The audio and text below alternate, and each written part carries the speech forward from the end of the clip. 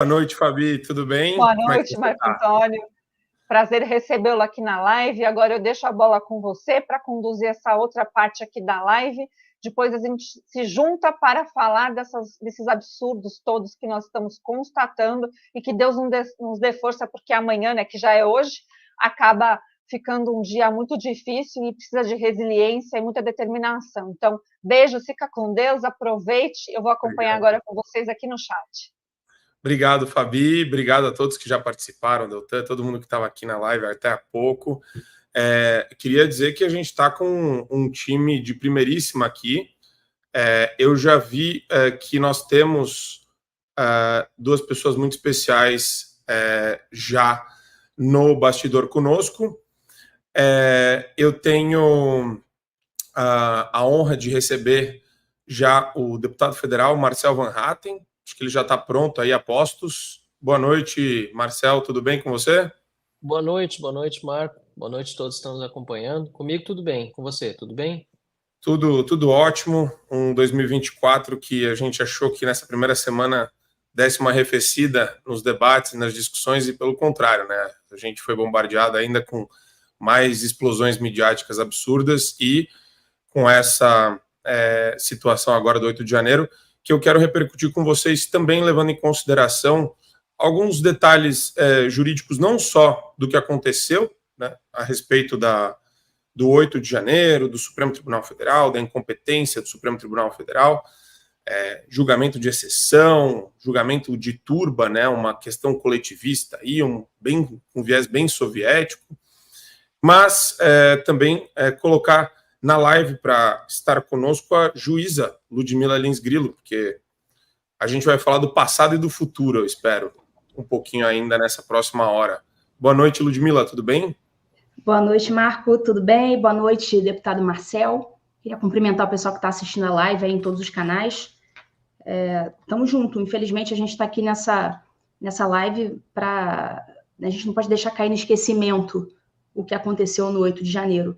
Então, enquanto alguns comemoram benefícios políticos a partir do 8 de janeiro, a gente aqui faz uma lembrança, uma homenagem àqueles que sofreram, ao Clesão, que morreu, àqueles que estão presos, aos familiares, e isso que aconteceu não deve ser esquecido. Então, a gente está aqui não para comemorar, mas para lembrar e homenagear aquelas vítimas.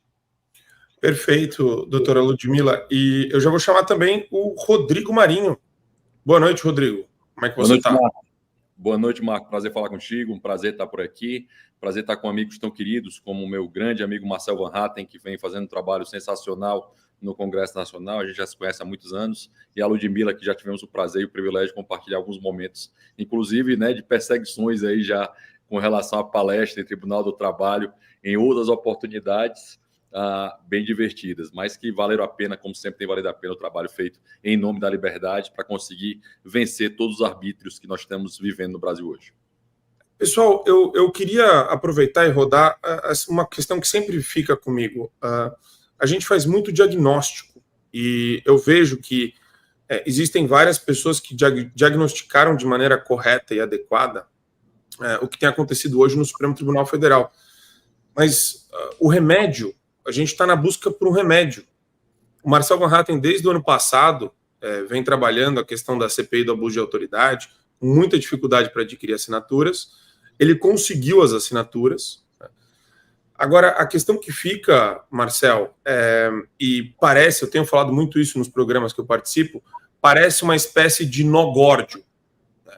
É um problema de fácil resolução, mas que parece impossível de ser resolvido, porque existem forças que trabalham contra a resolução desse problema, e agora tem essa mobilização em torno do Arthur Lira. Ninguém sabe se essa CPI vai ser pautada ou não, se ela vai ser instaurada ou não, e mesmo se ela for, mesmo que ela seja instaurada, as pessoas ainda têm uma preocupação adicional. Eles viram a CPMI do 8 de janeiro, e como ela foi totalmente desvirtuada, e eles têm medo que isso possa vir a acontecer se acontecer a instauração de uma CPI do abuso de autoridade. Queria que você falasse um pouquinho para a gente a respeito disso e de como ela seria propositiva no que se refere à responsabilização de agentes do Poder Judiciário que abusaram do poder que eles detêm? Excelente pergunta, Marco. Excelente pergunta. Quero, antes só de respondê-la, também saudar os colegas de painel, que não tinha visto antes quando eu dei a boa noite, não estavam ainda junto comigo, meu amigo pessoal, Rodrigo Marinho. Essa semana eu tive o privilégio de encontrar ele mais uma vez em Brasília, inclusive me acompanhou até a visita aos presos lá na Colmeia, né? Eu tive essa autorização para visitá-los lá e o Rodrigo acompanhou até onde ele poderia, porque havia restrições, infelizmente, o trabalho de todos, inclusive dos advogados, está sendo muito restrito, ele que é advogado, e dos parlamentares mais ainda. É um absurdo que o ministro Alexandre de Moraes hoje tenha concentrado em si o poder de decisão, inclusive sobre quem visita os presos, negando a senadores de uma forma, na verdade, tácita, porque até o momento não respondeu um pedido formulado no dia 6 de dezembro por 12 senadores da República, liderados por Eduardo Girão, e dentre os quais também está Rogério Marinho, que é o líder da oposição. Até agora o Alexandre de Moraes não respondeu esse pedido de visita de 12 senadores, que tem todo o direito de visitar, porque Alexandre de Moraes decidiu que só ele decide sobre isso.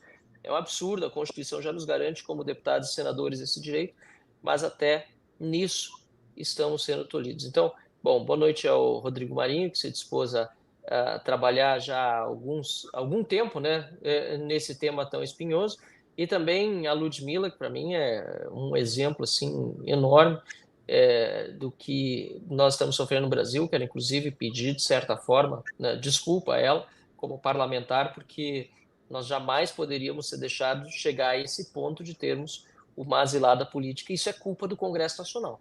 Obviamente que não é culpa individual minha, eu tenho feito a minha parte, mas como membro do parlamento eu me envergonho de verdade, ela sabe disso, tive a oportunidade de falar com ela por telefone faz pouco tempo atrás, que nós tenhamos hoje uma asilada política nos Estados Unidos e vários exilados políticos, né, em virtude de decisões que caçaram passaporte, bloquearam contas bancárias, bloquearam redes sociais completamente ilegalmente, uma censura que deveria ser inexplicável, mas infelizmente tem explicação, Marco, e aí eu vou começar a te responder. E a primeira explicação, e mais importante de todos, nós estamos vivendo um momento de um Congresso acovardado e vendido. Essa é a verdade. Um Congresso acovardado e vendido, com um presidente do Senado e um presidente da Câmara que deveriam agir para defender as imunidades parlamentares, defender a Constituição de quaisquer ataques que venham de quaisquer dos poderes, mas que, na verdade, estão subjugados, estão de joelhos aos demais poderes, quando não estão mancomunados com os seus arbítrios. Arthur Lira foi reeleito presidente da Câmara, vocês lembram bem que eu concorri à eleição. É certo que eu decidi concorrer muito em cima da hora, na antevéspera do dia da votação, porque havia outro candidato, inclusive do PL, que seria lançado, mas desistiu. Teve todo o direito de desistir, mas nós estávamos trabalhando o seu nome fazia mais de 2 meses até o momento da eleição, mas ele desistiu na antevéspera e eu acabei me colocando porque eu não admitia votar no Arthur Lira. E por quê, Marco?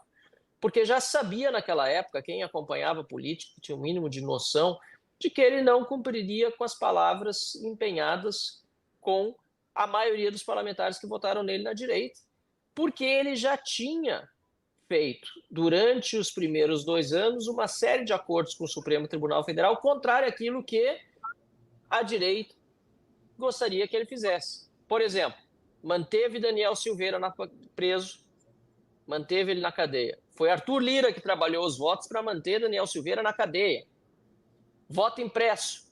Ele que enterrou o voto impresso. Nós tínhamos os votos, inclusive tinha sido aprovado primeiro na comissão especial, ia ser aprovado no plenário, mas Arthur Lira trabalhou, eu lembro bem disso, dele inclusive dizendo que estava atrás dos 80 votos para reverter o voto impresso no plenário, que era uma defesa antiga, não só da direita, inclusive muitos parlamentares do PT no passado, PDT, que tinha proposto inicialmente o voto impresso no Brasil, e tantos outros parlamentares de centro, de todos os lados, que eram favoráveis ao voto impresso, e o Lira foi lá para satisfazer o Supremo Tribunal Federal, que enviou, inclusive, um dos seus ministros, o ministro Barroso, que era então presidente do Tribunal Superior Eleitoral, para ter uma conversa, eu diria, nada republicana, nas dependências do parlamento brasileiro com os líderes partidários, para convencê-los de que não seria uma boa ideia voto impresso, e Arthur Lira foi quem empenhou sua palavra para enterrá-lo. E, por fim, terceiro motivo para não confiar em Arthur Lira na sua reeleição à presidência da Câmara, ele não deixou instalar a comissão especial para tratar da prisão após condenação em segunda instância, que poderia levar Lula e tantos outros corruptos para a cadeia. Estou só dando 3 exemplos de fatos concretos realizados por Arthur Lira nos primeiros 2 anos de mandato que jamais poderiam ter permitido que a direita o reelegesse para a presidência da Câmara. Mas, infelizmente, muitos acabaram votando nele. Hoje estão arrependidos. Que bom. Mas, infelizmente, na época, não houve ação para impedir. E do lado do Senado, nós até tivemos um esforço de mais de 30 senadores que votaram em Rogério Marinho para a presidência do Senado. Infelizmente, ele não venceu, mas foi demonstrado ali que a oposição tinha alguma força, mas ficamos na mão também de Rodrigo Pacheco nesses primeiros 2 anos de mandato dessa nova composição do Senado, renovada em parte, mas que, lamentavelmente, nós não temos ainda a maioria. Então, para concluir a resposta, para não dominar também o debate, aliás, eu quero muito ouvir o Rodrigo e a Ludmila muito mais do que falar. A CPI do abuso de autoridade pode não ser instalada?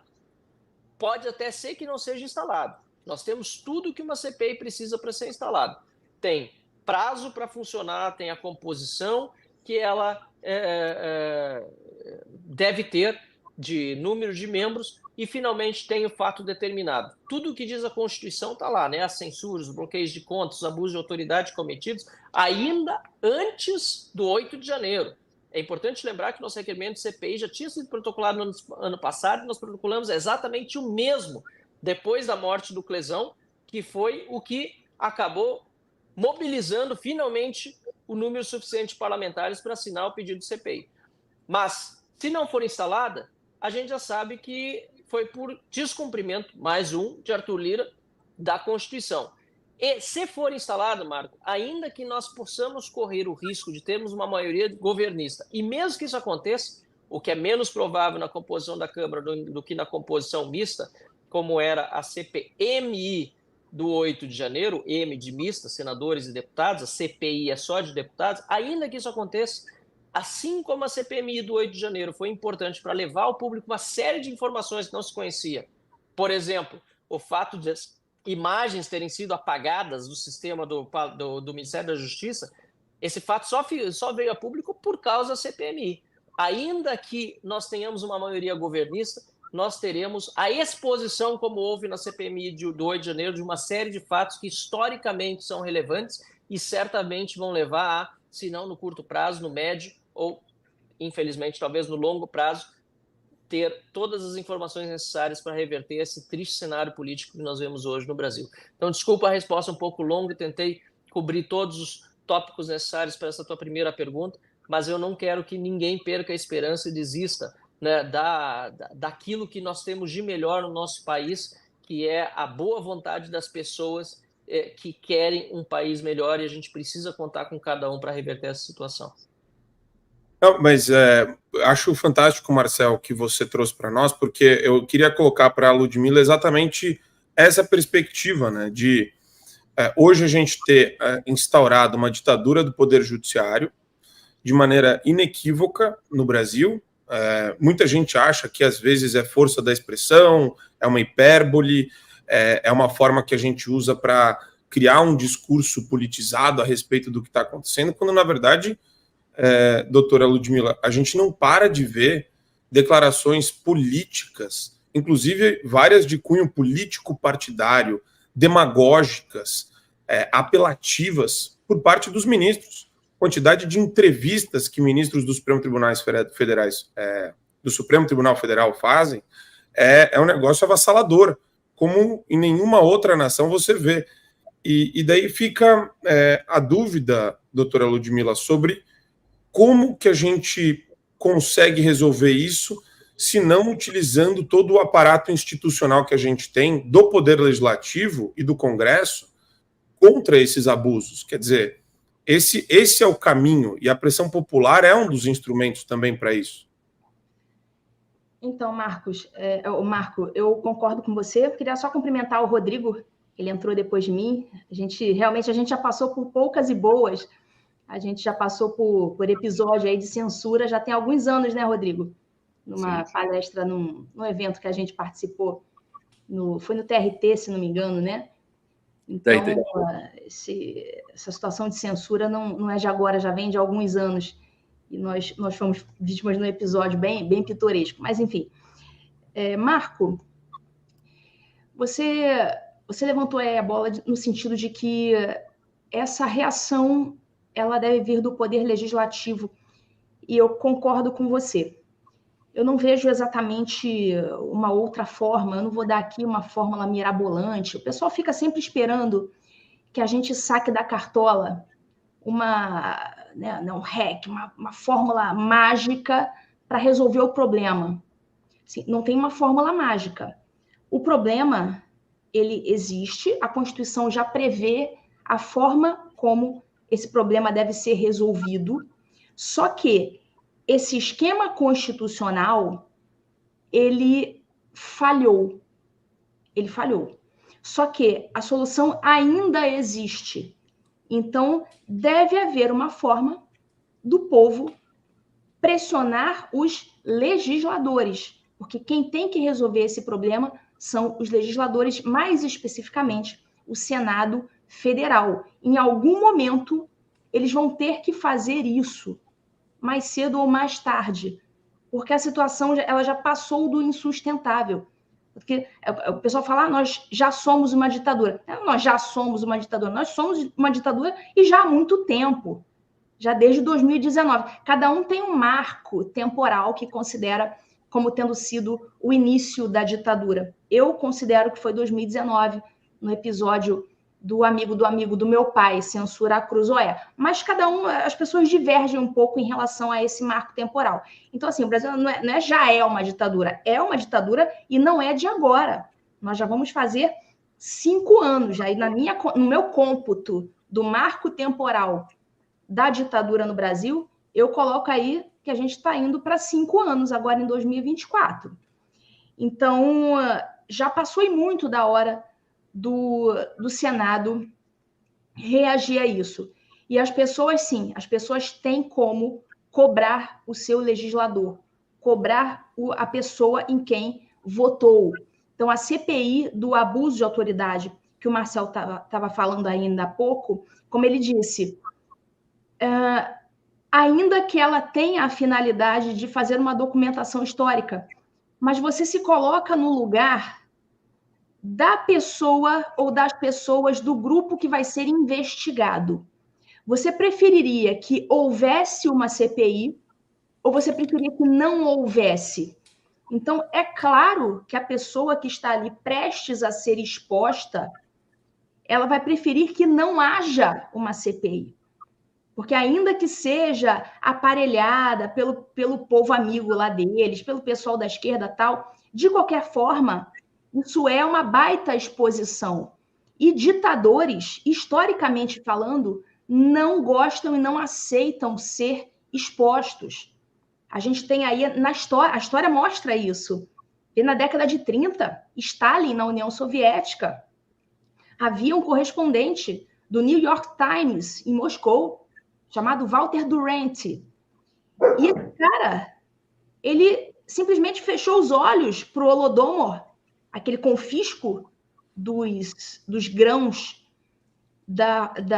que Stalin fez contra a Ucrânia. Milhões de ucranianos morreram e esse jornalista simplesmente se calou e continuou ali servindo como propagandista do regime soviético, escrevendo para o New York Times, inclusive ganhou um Pulitzer que nunca foi revogado. Então, todo ditador precisa da propaganda positiva. Então, uma CPI, ainda que no final não dê em nada, o cara não seja deposto do seu cargo, de qualquer forma, a CPI sempre será útil no sentido de demonstrar, no sentido de mostrar ao mundo o que aconteceu, ainda que no final tenha uma maracutaia. Então, esse é o meu posicionamento, então eu concordo com o deputado Marcel Van Hatten nesse sentido.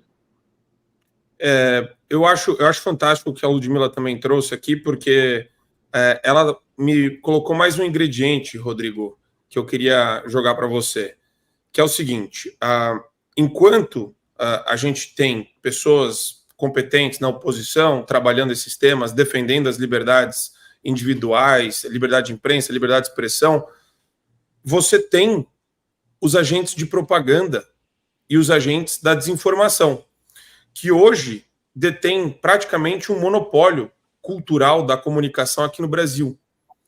E essas pessoas que estão na Globo, que estão nesses grandes canais, chegam em milhares, milhões de lares, que a gente não chega. Então, apesar de você ter uma maioria conservadora do povo, digamos assim, ou pode ter uma maioria conservadora do povo, em essência, em princípio, essas pessoas são bombardeadas e sofrem uma lavagem cerebral, que é exatamente o que a gente vai ver amanhã. Ou melhor, né? Hoje, daqui a pouquinho. As matérias e a profusão de matérias de cunho demagógico, apelativo, falso, mentirosas, vão proliferar e vão tomar o espaço das redes sociais e da comunicação no Brasil. Seria, digamos, essa a melhor forma da gente pensar uma mudança do país a longo ou médio prazo? Porque a curto prazo a gente está refém dessas circunstâncias do poder, né? A gente está refém de decisões de presidente da Câmara, de presidente do Senado, e esperar uma mudança a curto prazo seria sinônimo de você necessariamente se desapontar e às vezes perder a esperança? Marco, primeiro, obrigado pela pergunta, excelente a resposta do Marcel e da Ludmila, concordo 100% com eles, mas eu escrevi um livro sobre a história do Brasil pelas Constituições, falando desde o primeiro golpe, que é o golpe da República, até um golpe que eu acho que tem muita relação com esse golpe, que é o Plano Cohen, de 37. Para quem não conhece, o Plano Cohen é um plano que foi criado pelo Getúlio Vargas, o maior assassino, sacripanta, ditador que esse país teve, né? Nós já tivemos uma situação bem pior do que nós vivemos hoje, só para ficar muito claro para todos os brasileiros que nos ouvem agora. Em 37, esse assassino criou um plano para justificar a mudança constitucional e tirar todas as garantias individuais na Constituição. Uma coisa semelhante, mais ou menos, com o que aconteceu antes, né? Você gera o caos para você justificar para as pessoas como é que esse golpe, que na realidade golpe do lado dos senhores que estavam lá na manifestação do dia 8 de janeiro de 2023 não faz nenhum sentido, mas como é que se cria essa situação de dizer do medo, do receio, uma campanha de medo para justificar uma mudança institucional, seja um PL 2630, seja o aumento de uma pena, seja uma nova Constituição outorgada ali em 37 para tirar os direitos individuais das pessoas. Ou seja, essa história a gente já viveu, Marco Antônio, não é uma história nova, é uma história que se repete ao longo do momento brasileiro. O Bolsonaro chegou a falar hoje que foi uma armadilha o dia 8 de janeiro. Eu concordo, na realidade foi gado para abatedouro, né? Quase direcionaram, jogaram até bomba, né? Para colocar as pessoas onde eles queriam que elas estivessem. E isso fica muito claro pelo depoimento brilhante que o Marcel conseguiu colocar no papel e transmitir para todos nós, do Laudelino, né, Marcel, o nome dele? Falando do Claudinei, que estava naquela situação, limite de ser um desinformado que foi colocado e foi preso sem conhecer nada daquela situação. Mas não existe bala de prata, Marco. Eu acho que a Ludmila foi feliz nisso, falando que não há um REC. Não tem bala de prata. Senão a batalha ela não vai ter uma vitória definitiva ou uma derrota absoluta. Hoje nós temos algumas vantagens em termos históricos. O liberal e o conservador hoje são uma realidade dentro da prática política nacional, gostando ou não gostando. O Marcel foi o ex-presidente da Frente Parlamentar pelo Livre Mercado, o atual presidente é o Luiz Felipe de Orleans e Bragança. Eu sou o diretor executivo do instituto que congrega essa frente, que tem 187 deputados e 27 senadores. Quem imaginou isso há 5 anos atrás? Ao mesmo tempo, você tem uma reação da esquerda que foi feita de uma maneira canalha, né, bem canalha, mas que consegue tirar as pessoas da rua naquele momento histórico e reverter a narrativa naquela situação, jogando as pessoas como golpistas, quando na realidade, se você voltar uns 2016, poucos anos atrás, a assunção do governo Temer, você teve aqui, você consegue ver várias filmagens disso, a esplanada dos ministérios pegando fogo, pessoas depredando de fato o Congresso Nacional, né, invadindo o Congresso Nacional. Aquela situação não era golpe, não era atentado à democracia, e essa situação atual é. Ou seja, não faz nenhum sentido colocar isso, trazer essa realidade para esse ponto, né? Tanto é que você vai ter cenas como, por exemplo, as pessoas saindo de rapel dentro do Congresso Nacional. Imagina uma senhorinha com seus 70 anos descendo de rapel para conseguir aquela situação. Não faz nenhum sentido dentro desse aspecto prático, ou seja, não tem nunca como justificar aquela situação como golpe. Não havia armas, não havia qualquer base de apoio do Exército, não havia qualquer relação àquela situação. Lembrando que o Exército no Brasil, Marco, sempre foi uma força revolucionária. Nunca foi uma força para manter a condição, manter o status quo, ele sempre foi revolucionário. Desde o seu grande primeiro golpe, que é o golpe da República. Depois disso, nós tivemos o golpe em 1930 com Getúlio Vargas, né? Depois tivemos o golpe 37 com o Plano Cohen. Depois nós tivemos o golpe tirando o Getúlio, né? Em 45, o Exército retira o Getúlio. Depois, em 64, novamente golpe. Depois, em 85, golpe, mantendo o Sarney no poder. Certo? Então, assim, você tem vários momentos em que o Exército no Brasil agiu como agente revolucionário. Por isso que eu sempre achava muito estranho as pessoas ficarem na frente dos quartéis para pedir apoio ao Exército. O Exército sempre foi o que ele está aí, revolucionário. E as pessoas começaram a ficar na dúvida e trouxeram até a visão, né, do melancia, né, verde por fora e vermelho por dentro. Mas o Exército brasileiro sempre foi, historicamente, uma força revolucionária. Todos os golpes feitos no Brasil, desde o pior golpe que eles cometeram, de longe, que é o golpe da República, e todos os golpes subsequentes, em especial com Getúlio Vargas, eles foram baseados numa força revolucionária do Exército Brasileiro. Mas tem outro ponto muito favorável. 2026 está muito mais perto que se imagina, né? Nós temos aí senadores a ser eleitos, nós temos uma mudança de 2 terços do Senado para ser modificado daqui a poucos anos para conseguir reverter isso. E a pressão que o próprio ministro se coloca quando ele diz que tem um suposto crime, né, a ser colocado contra ele confessa, Ludmila, uma suspeição, né? Eu nunca vi um juiz confessar uma suspeição pública. Foi a primeira vez na minha história como alguém do direito ter um juiz confessando publicamente que ele é suspeito. Ou seja, eu estou dizendo que sou suspeito. Eu nunca tinha visto isso em todo o meu tempo de quase 25 anos de advocacia, Marco Antônio, na realidade jurídica brasileira.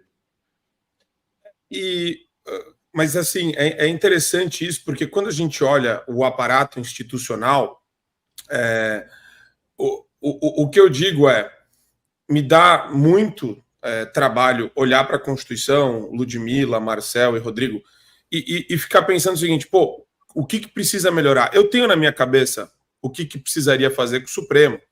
Tirar controle concentrado de constitucionalidade, tirar foro por prerrogativa de função, tirar recurso em habeas corpus. E cada um desses itens tem uma finalidade específica. Um dá dinheiro, é linha direta de financiamento lá para as famílias dos ministros do Supremo Tribunal Federal. O outro é controle sobre o Congresso e sobre o Executivo. O outro torna os caras clientes do próprio Poder Legislativo, do próprio Poder Judiciário, do Supremo. Então, quer dizer, a população, Marcel, está enxergando isso, pelo menos quem acompanha os debates do nosso lado aqui, está falando, o Alexandre de Moraes, ele tem mais 20 anos no cargo. E a gente, com cada entrevista, as pessoas elas têm uma crise de azia, de dor de cabeça, de nervosismo. Por quê? Porque as pessoas estão vivendo o que está se passando com outros brasileiros. As pessoas estão vivendo na pele o que está acontecendo com a Ludmila. Elas se colocam no lugar da Ludmila. Elas se colocam no lugar do Constantino, do Alan dos Santos, do Paulo Figueiredo. As pessoas estão fazendo isso. E isso eu acho que nessa proporção e vindo do judiciário é inédito. É inédito.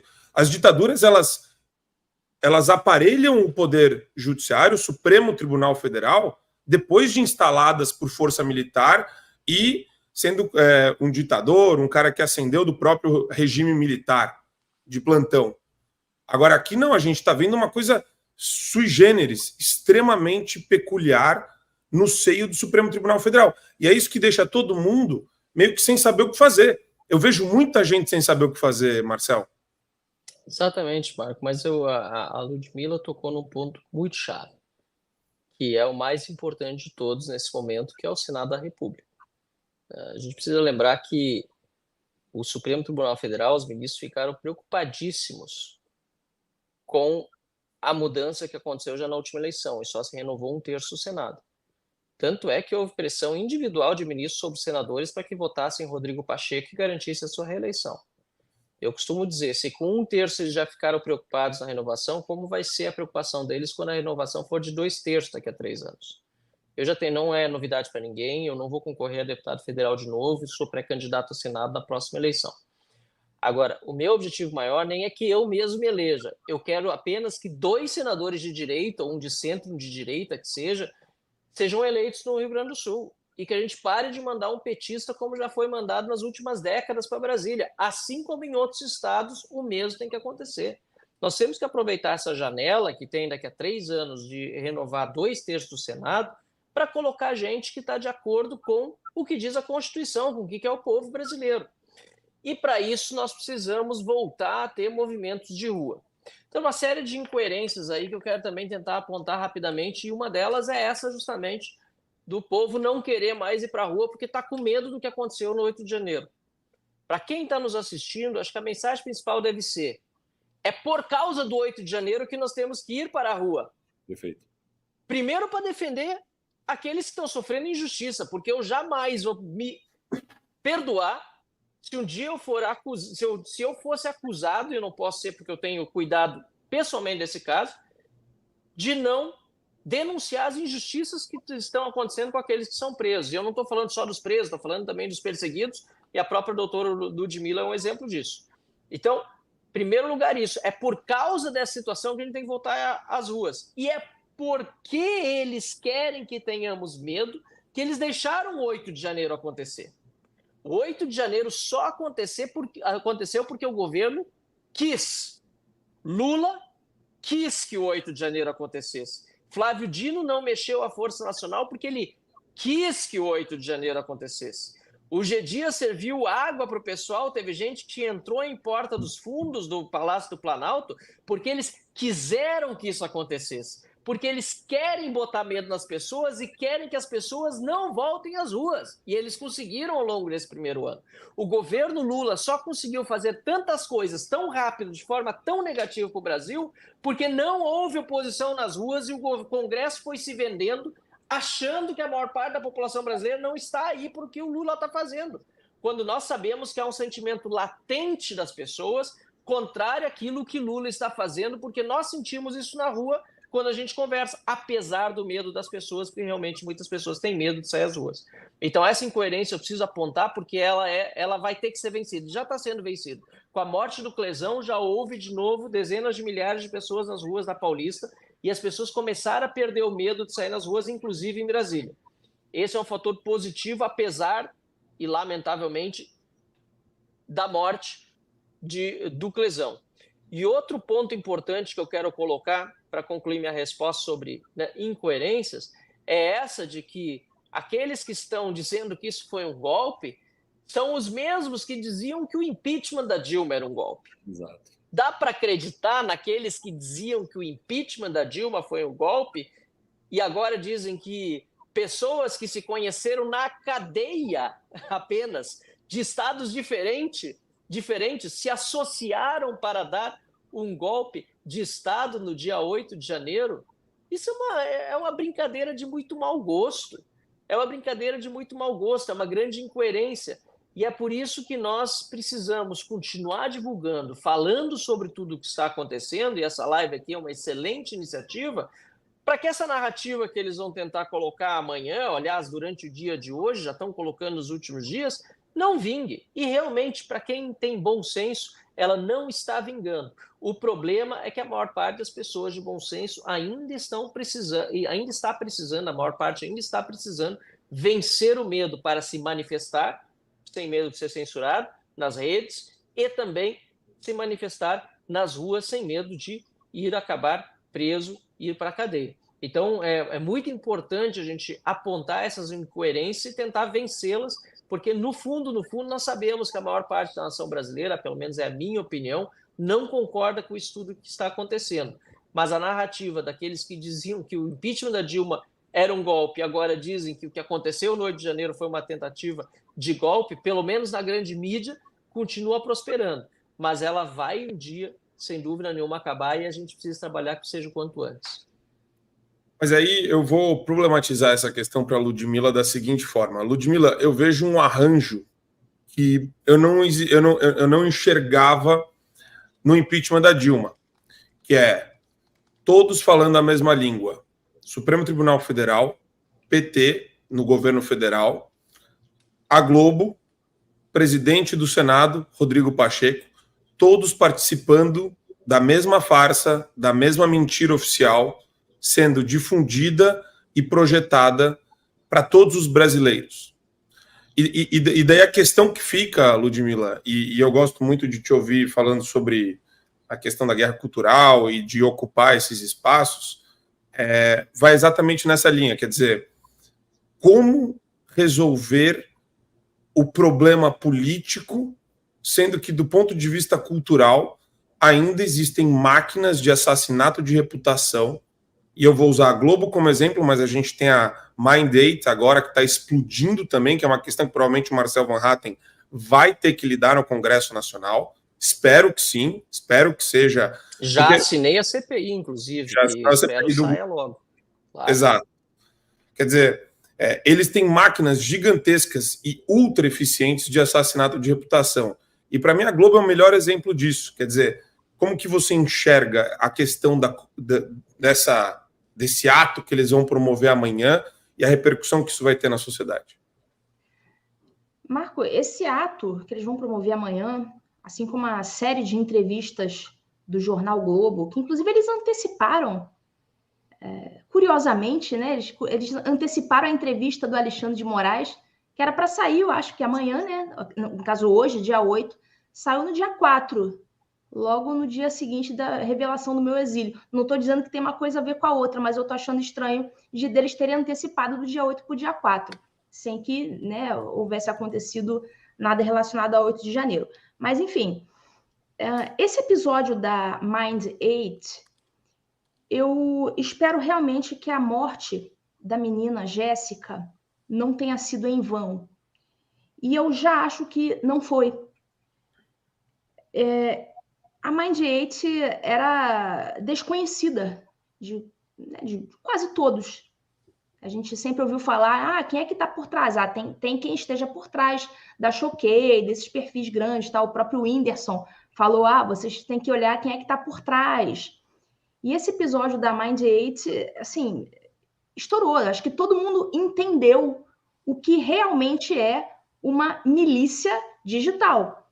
Está ali caracterizado, provado com organograma, até circulou aí no WhatsApp, todos os perfis concatenados ali, quando sai uma notícia num perfil, no outro sai também, no outro sai também, igualzinho. Então, assim, eles pegam não notícias, tudo aquilo que não era para ser ordinariamente uma notícia, se transforma em notícia a partir da decisão de uma pessoa ou de um grupo de pessoas. Então, e essas pessoas, inclusive, são amigas do pessoal que está no governo hoje. Então, eu queria saber também se vai rolar a investigação do Ministério Público Eleitoral, já que claramente esses perfis interferiram no posicionamento eleitoral das pessoas. Então, eu quero saber, são perguntas. E se houver uma CPI da Mind8, como o deputado Marcel falou, que assinou aí o requerimento, muitas coisas vão aparecer e vão aparecer ainda mais. Também sou favorável a que isso aconteça. Mas eu sei que a gente não tem muito tempo aqui. Eu queria tocar num assunto que eu não vejo nenhum jurista tocando. Eu acho que ninguém nunca levantou essa lebre. Eu já levantei em alguns lugares. Ainda vou escrever a respeito, inclusive, que é a respeito da súmula 647 do STJ, que fala o seguinte, até peguei aqui, são imprescritíveis as ações indenizatórias por danos morais e materiais decorrentes de atos de perseguição política com violação de direitos fundamentais ocorridos durante o regime militar. Essa é a súmula 647 do STJ. Em suma, todos aqueles perseguidos pelo regime militar. Se quiserem hoje, em 2024, né, se tiverem alguma comprovação, enfim, quiserem processar o Estado brasileiro requerendo uma indenização por coisas que aconteceram naquela época, hoje ainda não vão estar prescritos e não serão enquanto, pelo menos, vigorar essa súmula 647 que considera essas ações imprescritíveis. Então, aqui eu não sei se eu estou sendo a primeira a levantar essa lebre, e eu peço até para que os juristas se debrucem sobre essa tese, que é no seguinte sentido: em algum dia, em algum momento histórico no Brasil, tudo isso que tem acontecido no meu marco temporal de 2019, isso aí pode variar, na nova ditadura brasileira, esses atos ditatoriais provenientes do Estado deverão, em algum momento, caso modifique a Suprema Corte, deverão ser reconhecidos como atos imprescritíveis. É claro que, se isso acontecer daqui a 10 ou 20 anos, nada vai ser capaz de reparar a essas pessoas que sofreram, ao Clesão que morreu, a família do Clesão, as pessoas que foram presas, perderam tempo de vida, as pessoas que estão presas ainda, aquelas que estão sofrendo severas restrições, ou com monitoramento eletrônico, ou sofrendo medidas cautelares diversas da prisão, enfim, todas essas pessoas sofreram danos irreversíveis. Não tem como reverter o tempo de vida que essas pessoas perderam. Assim como outras sanções também que são das quais outras pessoas são vítimas. Por exemplo, eu, que estou há mais de um ano sem as minhas redes sociais podendo ser vistas no Brasil. Jornalistas que estão com passaporte cancelado, contas bancárias bloqueadas, isso também são outras restrições. Isso, inclusive, em relação a quem tem empresa, negócio, que depende de divulgação de rede social, isso traz prejuízos financeiros. Então, todas essas pessoas, os que ficaram presos, a pessoa que morreu, aqueles que tiveram restrições, medidas cautelares, conta bancária, passaporte bloqueado, redes sociais bloqueadas, todas essas pessoas estão compondo aquela grande massa de vítimas da ditadura que um dia, no futuro, cobrarão a devida indenização. Então, em algum momento, quando a corte se moralizar, e eu peço a Deus para que um dia isso aconteça, a corte se moralize, aconteça um milagre e a corte brasileira se moralize. Isso vai acontecer. Então, fica aí lançada a tese, os juristas que quiserem se debruçar nisso aí e escrever a respeito do tema, desenvolver, eu vou ficar muito feliz que isso aconteça, porque nós já temos um precedente, que é a súmula 647 do STJ. Rodrigo, a Ludmila, ela foi muito elegante. Eu, nos meus comentários na Gazeta do Povo, eu falo que os ministros do Supremo Tribunal Federal cometem necrofilia constitucional. Então, depois de já terem assassinado a Constituição, eles vilipendiam o cadáver da Constituição diante dos nossos olhos.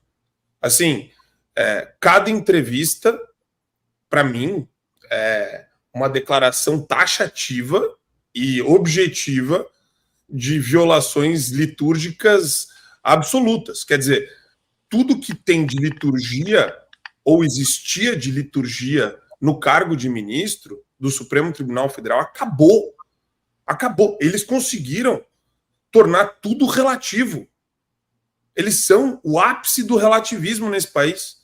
E a Constituição deu para eles esse ambiente interpretativista para eles deitarem e rolarem em cima da gente. E a dúvida que fica, Rodrigo, existe uma possibilidade de reversão com relação a isso? E eu brinco fazendo um paralelo com a representação proporcional da Câmara dos Deputados. A representação proporcional de 513 para o estado de São Paulo deveria ser 126 deputados federais. A gente tem 70. Aí você fala com qualquer pessoa no Congresso, é uma reforma impossível, você não vai conseguir mexer nesses interesses. E a reforma do Judiciário e do Supremo é uma reforma impossível também? A primeira reforma que o Lula fez em 2003, para ser exato, foi a reforma do judiciário. Não sei se você lembra disso, né? Ele falou, abre aspas, vamos abrir a caixa preta do judiciário, fecha aspas, uma reforma no judiciário nesse momento, né? A criação do CNJ, que foi agora uma coisa muito ruim para a Ludmilla, absurda a decisão, mas aquilo ali, de certa forma, foi um avanço, né, do Poder Judiciário naquele ponto e tudo que aconteceu. Quando a Ludmilla fala que é 2019, não tem como ser diferente, tá, Ludmilla? 2019 é a causa. Você pode ter a consequência. 2019, quando o senhor Alexandre de Moraes, o ministro Alexandre de Moraes, ele é nomeado de ofício pelo presidente do Supremo numa autodefesa completamente ilegal e inconstitucional, concordando contigo, a necrofilia constitucional, destruindo, não só destruindo, mas assassinando e vilipendiando o cadáver constitucional, ele distribui um processo que nunca poderia estar no Supremo Tribunal Federal.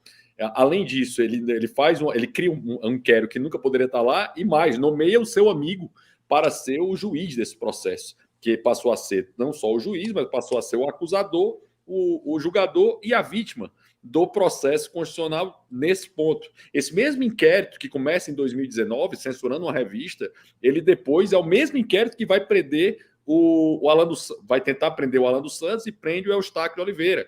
E é o mesmo inquérito que prende o deputado federal Daniel Silveira, que nunca poderia ter sido preso pelo Supremo Tribunal Federal. Nunca poderia ter sido preso. Foi vergonhoso. Eu estava ao lado do meu amigo Marcel Van Hatten, não sei se ele recorda isso, mas eu estava ao lado dele, e eu revoltado, e ele mais ainda, como é que os deputados não entendiam que a consequência poderia chegar neles. Por óbvio, poderia chegar neles a consequência do absurdo como aquele.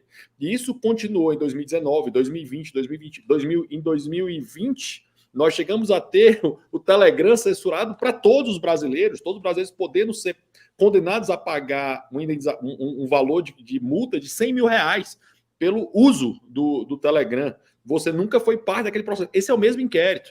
Você teve a Raquel Dodge, que era a Procuradora-Geral da República à época, requerendo o fechamento do inquérito por diversas vezes. Você teve a péssima escolha do Bolsonaro, que era o Augusto Aras, terrível escolha. Na realidade, as escolhas do Bolsonaro para o Supremo Tribunal Federal são horrorosas. Seja Augusto Aras, seja André Mendonça, seja o Cássio, são horrorosas. Foram péssimas para o país. Ele tinha uma oportunidade imensa de ter juristas, de fato, conservadores / liberais no Supremo e colocou um monte de pau mandado para não estar fazendo nada por lá, né? E o Augusto Aras, quando teve a decisão, disse que esse inquérito aí está ok, mas ele não pode servir para tudo.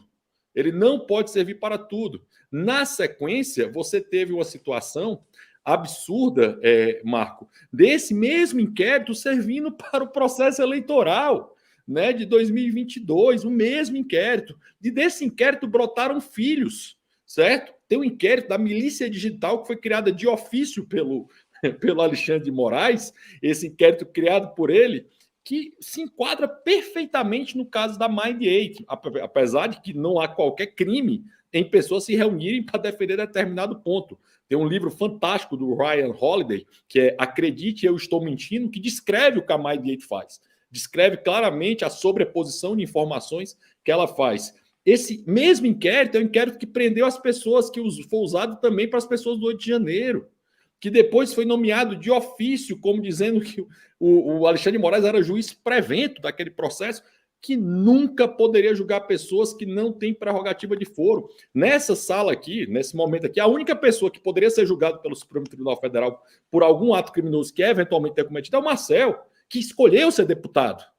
Nenhuma das pessoas que não escolheu ser deputado, ou ser senador, ou ser ministro de Estado, ou ser presidente, poderia ser julgado pelo Supremo Tribunal Federal. Eles deviam ter direito ao devido processo legal, que é a coisa mais básica do Estado de Direito. Quando você pensa numa visão sobre democracia liberal, é império da lei, devido processo legal, respeito à vida, à liberdade e à propriedade, tudo aquilo que vem sendo, como você bem disse, Marco Aurélio, não só rasgado, mas vilipendiado o cadáver, que é o que tem acontecido. Mas, sendo claro, ele sabe a lógica constitucional, tá? Ele justifica dizendo que nós estamos num momento excepcional. A Constituição serve para momentos excepcionais. A regra do jogo serve, quando a gente pega uma regra do jogo, só para facilitar para todo mundo entender, a gente está jogando algo e está na dúvida, a gente pega a regra do jogo para nos orientar. A Constituição é a nossa regra do jogo, né? O Código de Processo Penal é a nossa regra do jogo. É aí que a gente sabe como o jogo funciona, é aí que a gente tem previsibilidade do jogo. É essa a ideia de democracia liberal, que ela é destruída. Aí no ponto, eu acho que você falou de controle difuso e concentrado, né? O controle difuso é aquele que vem em recursos, e o controle concentrado é o Tribunal Constitucional, a DIN, a DC, a DPF. Para mim, o Supremo, e para mim, e para os constituintes de 88, havia a ideia de acabar o Supremo como tribunal recursal, né? Que é o controle difuso. Exatamente, que é um absurdo, né? O julgamento do João, que foi condenado na primeira instância, chega no Supremo Tribunal Federal. E o cara só é preso se transitar o julgado, o processo dele lá.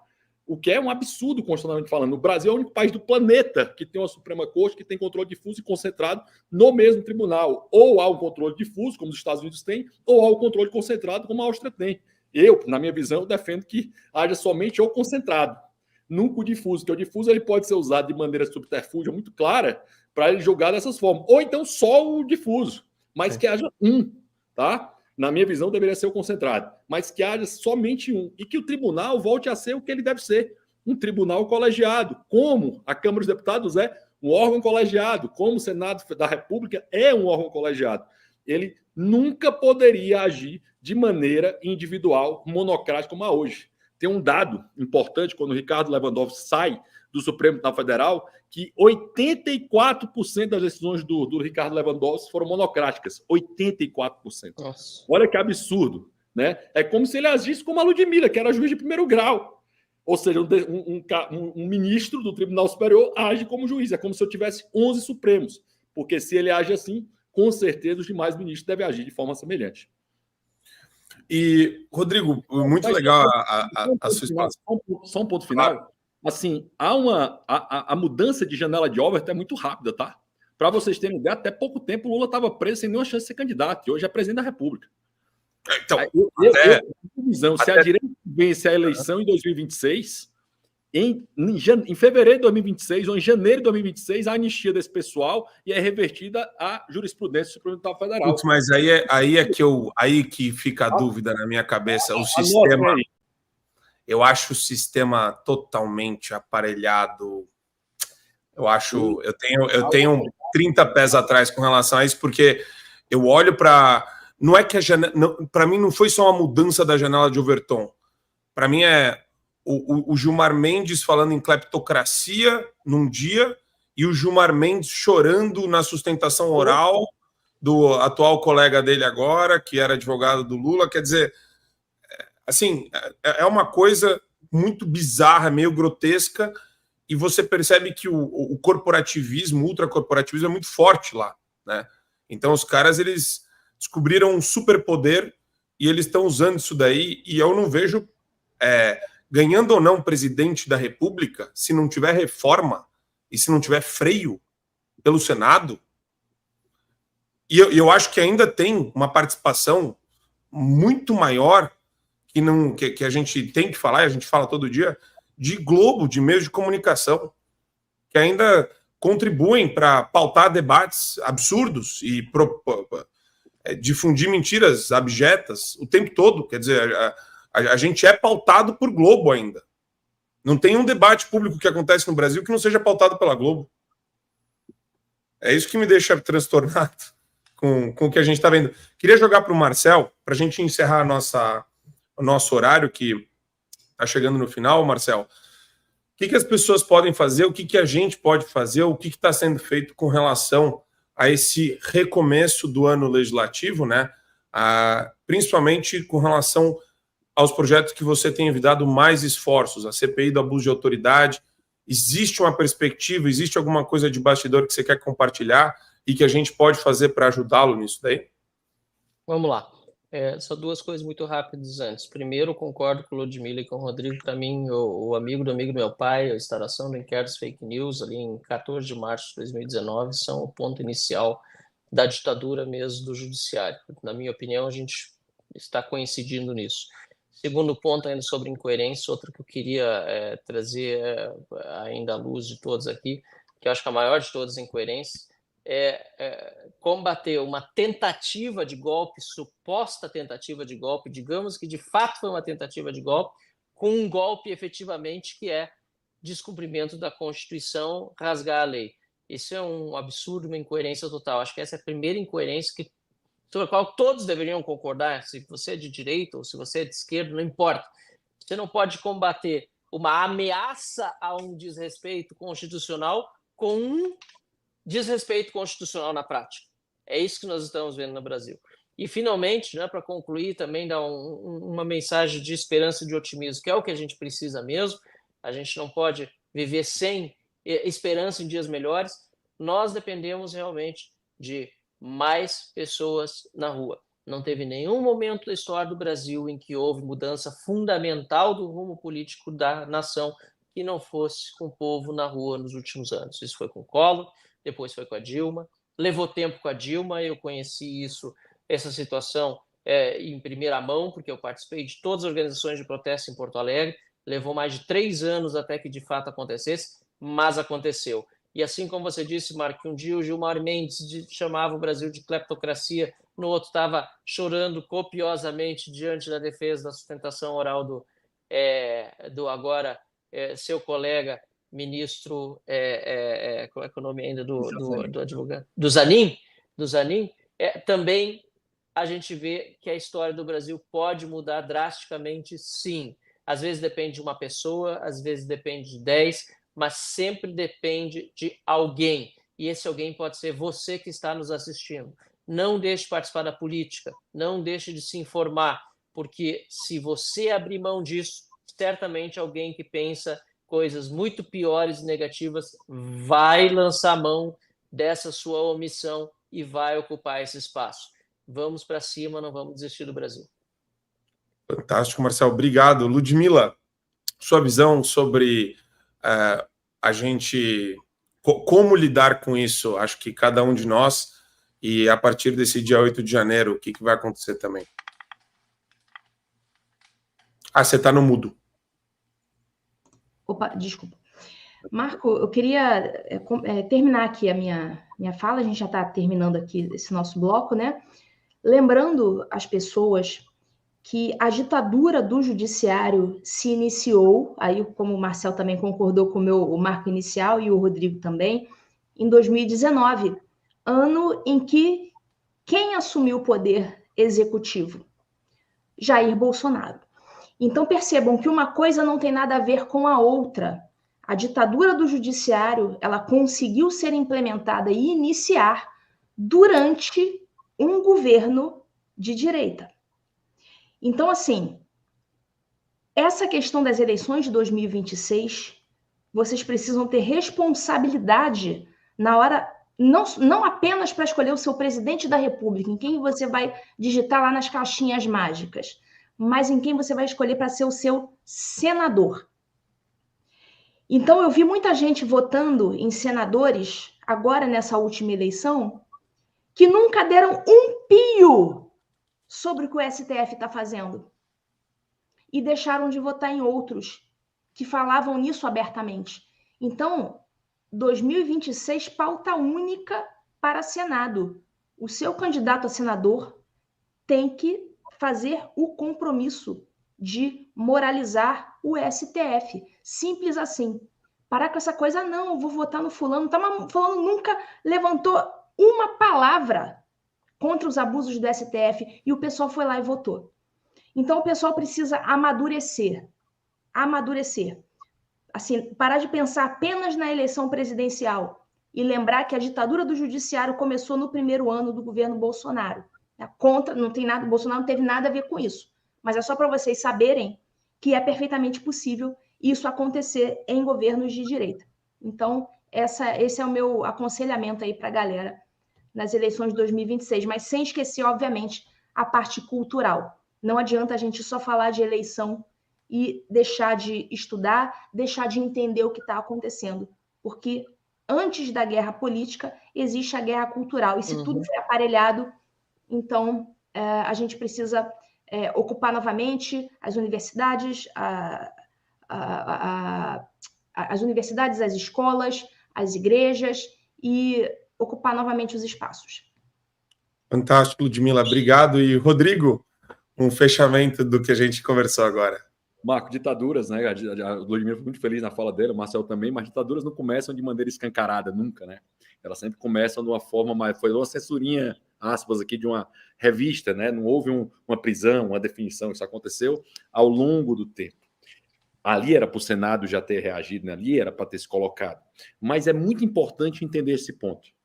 Em 1989, caiu a queda do Muro de Berlim. A esquerda é destruída mundialmente. O que é que a esquerda faz aqui na América Latina? Lula e Fidel Castro se reúnem e montam o Foro de São Paulo. Eles sabiam que precisavam se reorganizar para isso e sabiam que a luta não tinha acabado, porque ela nunca acaba. Nunca há fim nela. Na sequência, depois, o Foro de São Paulo, criado por eles, dominou grande parte da América Latina como presidência, chegou ao poder em vários locais da América Latina. Mas você começa a ter reação aqui na América do Sul, certo? Havia risco de fraude também na Argentina. Todo mundo, eu estava lá na eleição, tá? Eu estava no segundo turno. Todos os nossos amigos liberais, conservadores diziam, a gente precisa ganhar uma margem maior de 6%, porque a gente sabe que se for 6% vai ser fraude. Eles sabiam disso. Eles trabalharam para vencer a eleição em larga margem e conseguiram. Javier Milei é presidente da Argentina. Quem é que acreditava nisso? Controle absoluto, né, dos Kirchner, do peronismo aí há quantas décadas controlando o status quo e o poder por lá. Existe a oportunidade agora com Trump, novamente, né, com a direita, novamente nos Estados Unidos. Nesse momento, assim, se você achar que não participar do jogo político você não vai dar nada certo, cara, você já perdeu a batalha, porque a batalha não para, Marco. Não para. Nós temos um objetivo muito claro, a eleição à vista em 2024. Quanto mais liberais, conservadores forem eleitos em 2024, melhor para o Brasil. Os vereadores, os prefeitos, porque são esses os nossos deputados federais e senadores que virão com certeza, com muita possibilidade em 2026. É fundamental essa eleição que está lá. Né? Nós acabamos de ganhar várias eleições de conselheiros tutelares. Né? A direita se organizou e dominou a eleição de conselho tutelar. Ou seja, há possibilidade que nunca tinha ganho, tá? Nunca tinha ganho. Tanto que a esquerda reagiu judicialmente, né? Tentou cancelar vários processos eleitorais sem sucesso em sua grande maioria, tá? Sem sucesso, ou seja, tá lá. Os conselheiros tutelares estão lá, em grande vitória, sem exceção o que aconteceu. Nós temos uma oportunidade de 2024 fundamental. O Girão, que vai fazer daqui a pouco, vai ser candidato na minha cidade, em Fortaleza, a prefeito. Eu tenho certeza que ganhará, se Deus quiser, essa eleição contra a esquerda lá em Fortaleza. Tem uma chance fundamental de ter lá. Você vai ter gente muito boa acontecendo. O Marcel, que é um senador mais preparado, né, com melhor divisão de mundo, eu que tive a oportunidade de trabalhar com ele, tenho como amigo pessoal de ter um senador como Marcel Van Hatten no Senado da República. Ou seja, não existe derrota absoluta, não existe vitória definitiva. Se ganharmos, temos que estar ligados, brigando, lutando, tudo isso. Só para finalizar, nós temos, repito, 187 deputados federais, Marco, numa frente parlamentar livre mercado, 27 senadores. Quem imaginou isso? Nem nos meus melhores sonhos, quando eu comecei a defender as ideias de liberdade, isso estaria colocado em 2010, tá? Ou seja, 13 anos atrás, 14 anos atrás. Então, assim, nem nos meus melhores sonhos. E olha o que a gente já construiu, já conseguiu, e quanto mais temos a fazer. Mas, antes disso, a gente estava fora do jogo. Olha o avanço. Hoje todos nós sabemos que o PSDB é um partido de esquerda. Ninguém sabia disso, ela é a direita do Brasil. Olha o avanço. Não é isso? Muita coisa aconteceu, é impressionante, né? Mas, Rodrigo, queria agradecer a todos vocês, deputado Marcel Van Hatten, Ludmila Lins Grilo, Rodrigo Marinho, obrigado pelo carinho de nos atenderem aí nesse horário tão avançado. Uma ótima semana para todos vocês e muita força aí, e vocês contam sempre com o nosso apoio para o trabalho de vocês, que eu admiro tanto. Obrigado mesmo, viu?